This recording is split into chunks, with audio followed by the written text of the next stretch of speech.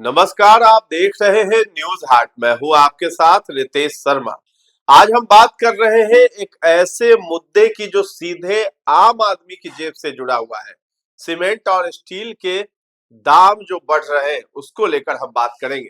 सरकार द्वारा जीएसटी दरों में कटौती किए जाने के बावजूद बाजार में सीमेंट के दाम कम होने के बजाय लगातार ऊंचे बने हुए हैं। पहले जहां सीमेंट पर 28% जीएसटी लागू था, उसे घटाकर 18% कर दिया गया। इस फैसले से उम्मीद थी कि निर्माण सामग्री सस्ता होगा और आम उपभोक्ता को राहत मिलेगी, लेकिन जमीनी हकीकत कुछ और ही कहानी बयां कर रही है।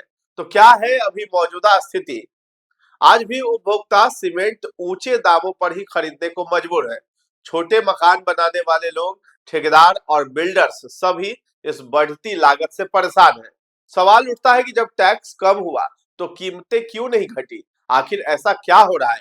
क्या कंपनियां मुनाफाखोरी कर रही है या इसके पीछे कुछ और कारण है? आइए इस रिपोर्ट में विस्तार से हम समझते हैं। तो क्यों नहीं मिल रहा है जीएसटी कटौती का फायदा? जब किसी उत्पाद पर टैक्स कम होता है तो सीधा फायदा उपभोक्ता को मिलना चाहिए, लेकिन सीमेंट के मामले में ऐसा नहीं हुआ। विशेषज्ञों के अनुसार इसके पीछे कई कारण हो सकते हैं। कंपनियों द्वारा लागत बढ़ने का हवाला, कच्चे माल और ट्रांसपोर्टेशन की बढ़ती कीमतें, बाजार में प्रतिस्पर्धा की कमी और कुछ मामलों में मुनाफाखोरी के आरोप भी। हालांकि उपभोक्ताओं का कहना है कि जीएसटी में कटौती का सीधा लाभ उन्हें नहीं मिल रहा, जिससे सरकार की नीतियों पर भी सवाल उठ रहे हैं। विशेषज्ञ कहते हैं कि कंपनियों ने जीएसटी कटौती का पूरा लाभ कीमतों में पास नहीं किया।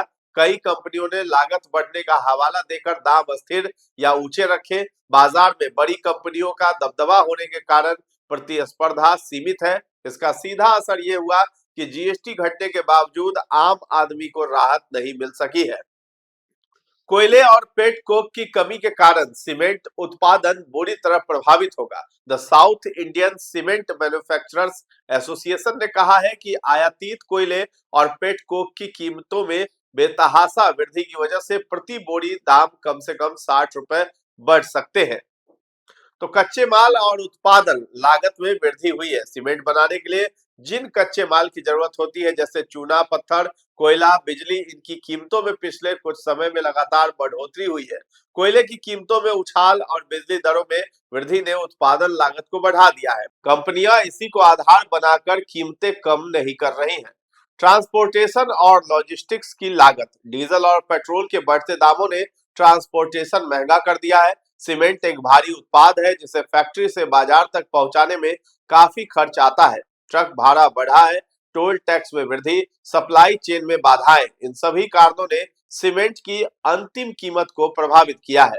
तो सीमेंट के साथ साथ स्टील की कीमतों में उतार चढ़ाव भी निर्माण लागत को प्रभावित कर रहा है। सीमेंट के साथ साथ स्टील भी निर्माण का एक प्रमुख हिस्सा है। जब स्टील महंगा होता है तो पूरे निर्माण प्रोजेक्ट की लागत बढ़ जाती है। हाल के समय में स्टील की कीमतों में लगातार उतार चढ़ाव देखा गया। अंतरराष्ट्रीय बाजार में मांग बढ़ने से कीमतें प्रभावित हुई।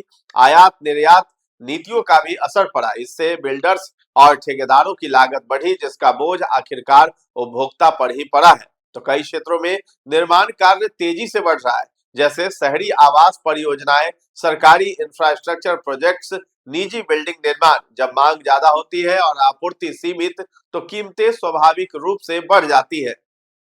कुछ उपभोक्ता संगठनों और विशेषज्ञों का आरोप है कि बड़ी कंपनियां आपस में कीमतें तय कर रही हैं, बाजार में कृत्रिम कमी बनाई जा रही है, जीएसटी कटौती का फायदा जानबूझकर नहीं दिया जा रहा है। हालांकि इन आरोपों की पुष्टि के लिए ठोस जांच की जरूरत है। सरकारी एजेंसियों को इस दिशा में सक्रिय भूमिका निभानी होगी। अब जरूरत है कि सरकार इस मुद्दे पर सख्ती से नजर रखे। यह सुनिश्चित किया जाए कि जीएसटी कटौती का लाभ सीधे उपभोक्ताओं तक पहुंचे। इसके लिए निगरानी तंत्र को मजबूत करना और कंपनियों की जवाबदेही तय करना बेहद जरूरी है।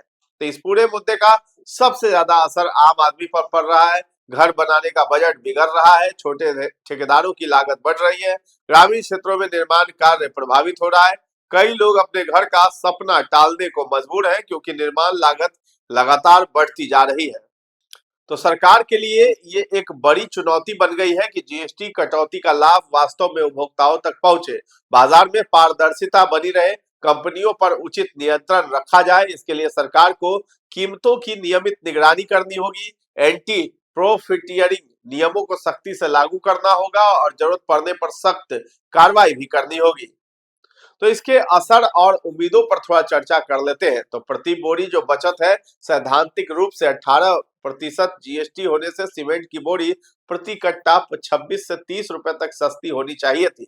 निर्माण लागत जो है, रियल एस्टेट क्षेत्र में सीमेंट की लागत लगभग 10 से 12% होती है। जीएसटी कटौती से कुल निर्माण लागत में 3 से 5% तक की कमी की उम्मीद है, लेकिन ये पूरी तरह से पास ऑन नहीं हो रही है। सरिया और स्टील, सरिया की कीमतें मांग आपूर्ति, लौह अयस्क और कोयले की कीमतों से प्रभावित होती है।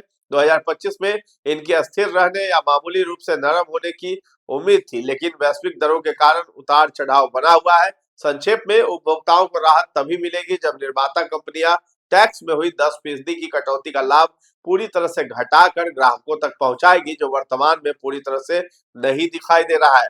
तो इस समस्या के समाधान के लिए कुछ जरूरी कदम हो सकते हैं। कड़ी निगरानी रखी जाए, कंपनियों की प्राइसिंग पॉलिसी पर नजर रखना होगा, पारदर्शिता लाई जाए यानी लागत और कीमतों का खुलासा।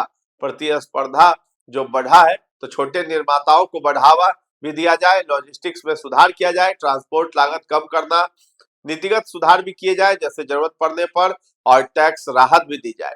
तो जीएसटी घटाना एक अच्छा कदम था, लेकिन जब तक उसका फायदा आम आदमी तक नहीं पहुंचेगा तब तक उसका उद्देश्य अधूरा ही रहेगा। आज जरूरत है एक मजबूत सिस्टम की, जहां नीतियां सिर्फ कागजों पर नहीं बल्कि जमीनी स्तर पर भी असर दिखाएं।